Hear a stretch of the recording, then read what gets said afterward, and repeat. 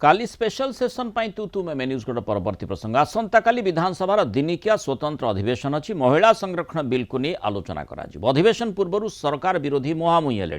BJD कही महिला नारे राजनीति करुच्ची सरकारी दल महिला बिल को नहीं सरकार आंतरिकता ना खाली नाटकबाजी करा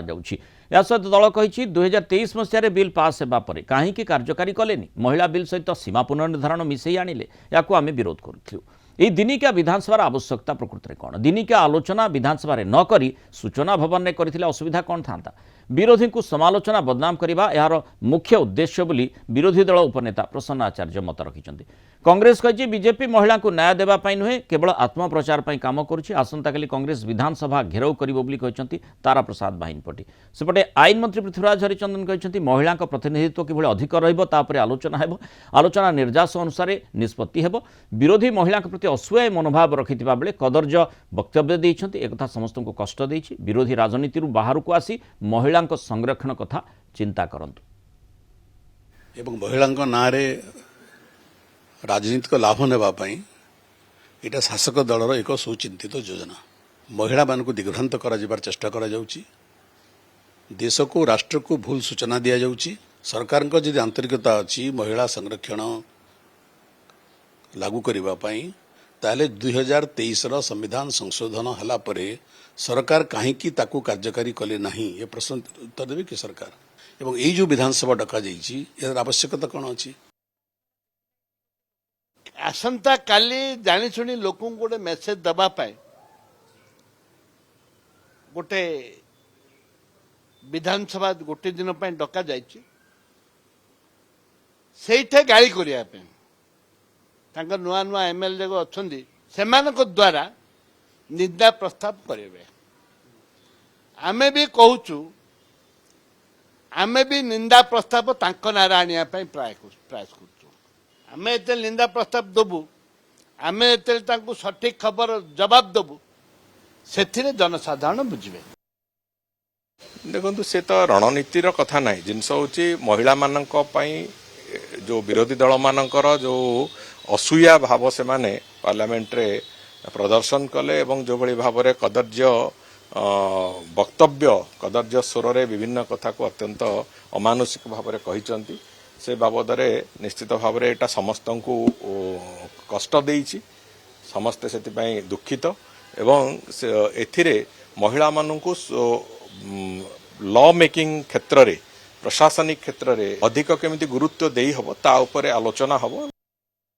न्यूज रूम जोड़े होती भुवनेश्वर ब्यूरो चीफ प्रीतिकांत नायक अधिक आलोचना करवा प्रीतिकांत माने राजनीति बुझु नथिबा साधारण लोकटीए जे देखुछि जे विधानसभा अधिवेशन गोटे पर गोटे विभिन्न समय जो स्वाभाविक भाव में जारी रहिबा कथा सेठी हेई पारु नाही वर्तमान जो स्वतंत्र अधिवेशन तार तात्पर्यटी कौन जो आम देखुचे माने 70-80 लाख टका दिनक प्राय खर्च हुए बोली रिपोर्ट रही था तेणु तार प्रकृत आवश्यकता कौन माने राजनीति छाड़ू साधारण लोक प्रश्नटी आसब आठी प्रकृत राजनीतिक दलकर उद्देश्य कि किए महिला निकटतर बा किए महिला काम करुच्ची देखो आसंता काली स्पेशल सेशन आसेम्बली बसुची किंतु ता पूर्व विधानसभा बसवा पूर्व स्पेशल सेशन विधानसभा बाहर आपको लेकिन सरगरम राज्य राजनीति यही कारण गोटे पटे ये जो दिनिकिया स्पेशल सेशन बसुची एथिरे महिला गणतंत्र रे महिला योगदान संपर्क रे आलोचना हबो किंतु कथा उठुची महिला नारे किए निकटतर हबो आउ ये स्पेशल सेशन माध्यम रे किए क्रेडिट नवा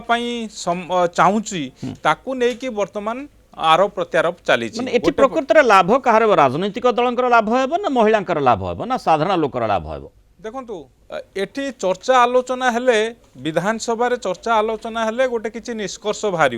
किंतु कथा उठूची निष्कर्ष को परिस्थिति बाहर कारण निंदा प्रस्ताव जो कथा विरोधी आकलन करुचंती आशंका करुचंती सरकार गोटे विरोधी विरुद्ध रे गोटे निंदा प्रस्ताव आनिबे जे महिला संरक्षण बिल जोटा पार्लियामेंट रो स्पेशल सेशन बसीथिला सेठी पारित हेई पारला नाही ये महिला मानक प्रति सेमानकर आंतरिकता नाही तांकर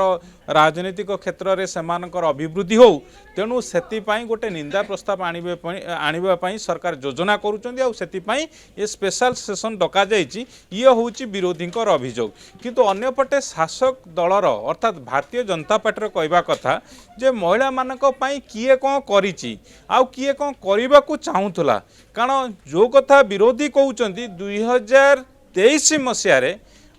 ମହିଳା ସଂରକ୍ଷଣ ବିଲ୍ ପାରିତ ହୋଇଛି କିନ୍ତୁ ତାକୁ ଲାଗୁ ନ କରିକି ପୁଣି ମହିଳା ସଂରକ୍ଷଣ ବିଲ୍ ସହିତ ସୀମା ନିର୍ଦ୍ଧାରଣ ବିଲ୍କୁ ଆଣିବା ଆଉ ସମ୍ବିଧାନ ସଂଶୋଧନ କରିବା ଯାହାକୁ ବିରୋଧୀ ମାନେ ବିରୋଧ କରିଥିଲେ ଆଉ ସେଟା ପାରିତ ହୋଇପାରିନଥିଲା ଆଉ ଟାଇମିଂ ଦେଖନ୍ତୁ ଯେତେବେଳେ ଅନେକ ରାଜ୍ୟରେ ବିଧାନସଭା ନିର୍ବାଚନ ଚାଲିଛି ଏ ପ୍ରସଙ୍ଗ ଅଣାଯାଇଥିଲା ତେଣୁ ଅପୋଜିସନ୍ ବିଜେଡି କଂଗ୍ରେସର କହିବା କଥା କେବଳ ରାଜନୈତିକ ଉଦ୍ଦେଶ୍ୟକୁ ରଖିକି ଆଗରେ ରଖିକି ମହିଳାମାନଙ୍କୁ ଢାଲ କରାଯାଇଛି ମହିଳା ପ୍ରସଙ୍ଗ ଅଣାଯାଇଛି ତେଣୁ ଏଠି ମହିଳାଟିଏ ମଧ୍ୟ ଦେଖିବ ଯେ ଆସନ୍ତାକାଲିର ଯେଉଁ ସ୍ୱତନ୍ତ୍ର ଅଧିବେଶନ